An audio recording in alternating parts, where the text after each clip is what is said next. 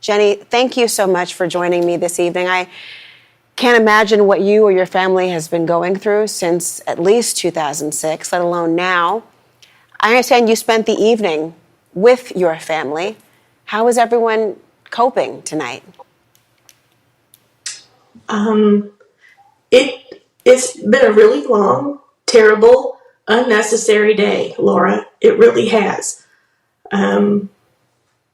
It's been hard to come to terms with it. For one thing, usually when you lose a family member, you're there. You see them. There's some kind of closure.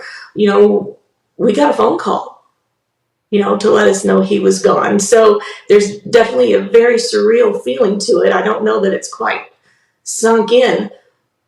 But I say it again, it's so upsetting because it was so unnecessary. The word unnecessary intrigues me. What aspect? Is it the underlying crime itself, or the execution, or the delay? What?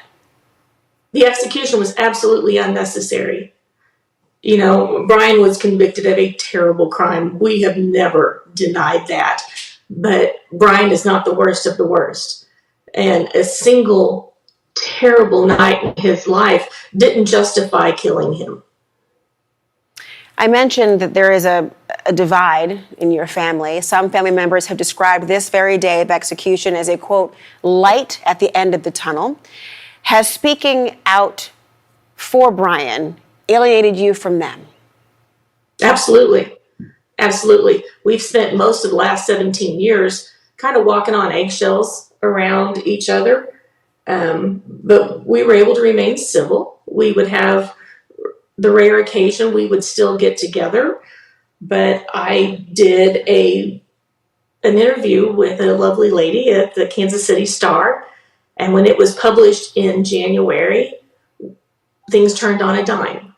My husband was in the hospital at the time, and I go from one day getting well wishes from these family members to getting hateful texts and messages the next day, being blocked from Facebook. So, yeah, I've lost half my family. Because you spoke out against him being executed? Correct.